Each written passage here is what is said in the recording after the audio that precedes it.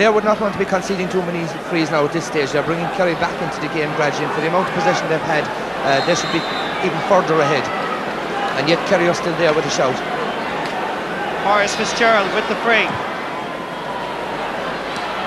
Knocked away. Comes to Jerry Kelly, pulling it anywhere. Tom Morrissey. Good play. His uncles Martin and John, both priests out in the missions, were great footballers for Clare in the 50s and 60s. Well played by Clare there. Hold possession, draw fouls, keep possession. That's what they need to do then. Well won there, bad tackle by Billy O'Shea, but well won free there. Keeping possession now, that's the aim of the game.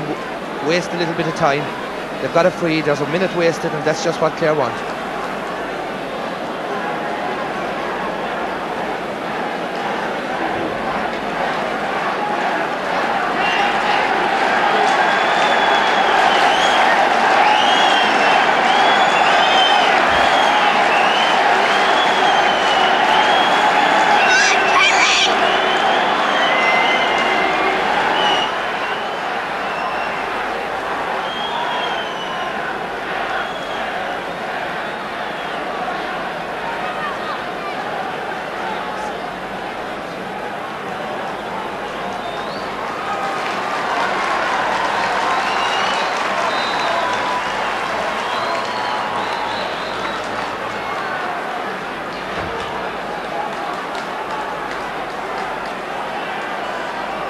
Clare wasting valuable time on the clock with that free. Frankie Griffin is the one that takes it. Great fielding by Maurice Fitzgerald. Give it to Stephen Stack. Well won by Kieran O'Mahony. He's played a great second half, Kieran O'Mahony, and he's won the battle with Billy O'Shea. A great catch there by Maurice Fitzgerald, but unfortunately for Kerry, that's not where they need Maurice Fitzgerald. They need Maurice Fitzgerald getting kicked, getting shots within 40 yards of the goal. Maurice's talent as a forward is certainly being wasted by playing back here deep as a midfielder. And Clare again wasting valuable time. Frankie Griffin hitting it with all his might. Comes down once again to Maurice Fitzgerald. It's an amazing decision really when you think of it, Pat, that I know you've been emphasising it, but a player of his calibre, a forward playing in defence now. It is indeed, and especially it's a damning indictment of the Kerry forwards where they haven't scored. One forward has scored from play, and that was in the first couple of minutes of the game, Billy O'Shea. Terrible indictment of their forward line. Here's Kilrush, Frankie Griffin, returned from London just to be part of this team. Overcarried a little bit, and it's Kerry that come forward. Ambrose O'Donovan is looking for a long ball. This is Timmy Fleming from Long Rangers. This is Ambrose. Necked by Georgia Rowan. Jack O'Shea trying to get inside Georgia Rowan. Kerry a little bit too much, and he's given a free to Kerry on the 13-metre line.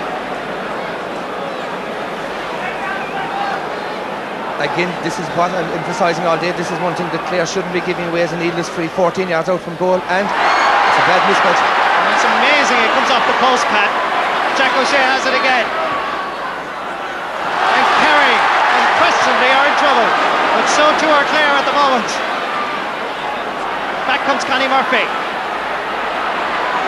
Great defending by Clare, but he's going straight through, and he puts it over the bar. It's 2-8 to 11 points. It's a sure sign there of Kerry's panic when they opt to take a free from the hand when you have Maurice Fitzgerald, a good free taker.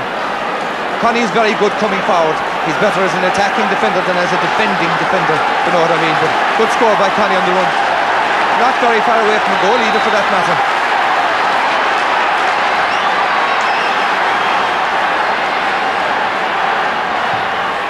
Five minutes left in the Munster final of 1992. Martin Daly, the goal hero, trying to find Aidan Maloney, but it's a poor ball when it comes to Billy O'Shea. Referee saying Aidan was fouling Billy O'Shea, so it's a free for Kerry. Jack O'Shea. Kerry are not gone yet. Ball dangerously across the face of the goal mouth and wide. Very poor miss there by Jacko. Clare still into the bad habit of losing possession when they have it. A very bad miss there by Martin Daly when he had possession to lose it going across the field. Jacko should probably have done better with that. I think at this stage really maybe it's a goal that they need. But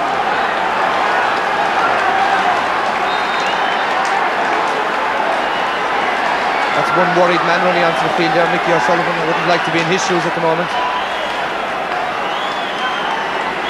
Mickey O'Sullivan, in fact, has just told Maurice Fitzgerald to move forward, I'm sure.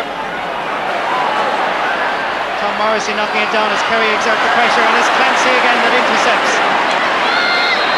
And that's all Clare have to do now, hold on to it, cool matters down. Seamus Clancy is certainly having an inspiring performance today, and he's brought the best out of all his colleagues. He has typified Clare's approach to the game today. First to the ball, never say die attitude, great commitment, and it's showing in all the team. Unfortunately, it's sadly lacking with a lot of the Kerry fellas out there today. 4 minutes left in the Munster final. Martin Flynn, Sean Stack getting in there, but he's gone out over the line. It's a line ball for Clare. And that's what Clare will be hoping for now, just to keep it down the Kerry side of the field. Clare need to keep possession, run the clock out, and that's a very poor attempt. Very, very poor. Inexperience telling in Clare now. Clare need to keep cool heads for the last couple of minutes. Keep possession, don't commit any needless frees, and certainly don't allow them in for a goal. Here my man named Billy O'Shea, a race. James Hanahan calls loudly and clearly. Aimed at Jerry Killeen, gathered by Liam Flaherty. Snapped up by Seamus Moynihan. It's Kenny Murphy. Moynihan to his right, and intercepted by Noel Roach and Francis McInerney. The captain playing at centre forward, now back at centre back, and it's Aidan Maloney from Kilmurray Ibricken, the village of Quilty and Mulligancourt. Can they keep possession? Back out towards Jerry Killeen. A point here would ensure victory perhaps. Killeen on the run, cuts it over the bar. Clare are 3 points in front. Yes, definitely the insurance points, and I think I've just lost the commentator out of the box. Not very nice for a Kerry man to be sitting down here, and certainly I think that's the insurance point there. Kerry trying to work the ball in close and get a goal, but that's not going to work against the packed defence. The ball needs to go in fast and direct, and it's not coming like that today. Jimmy Fleming being fouled, and it's a free for the Kingdom. 2 minutes in actual playing time left. It could well be a historic day for the GAA, when Clare, one of the weakest counties, so-called weaker counties, emerges from the doldrums and wins a Munster championship, their first since 1917.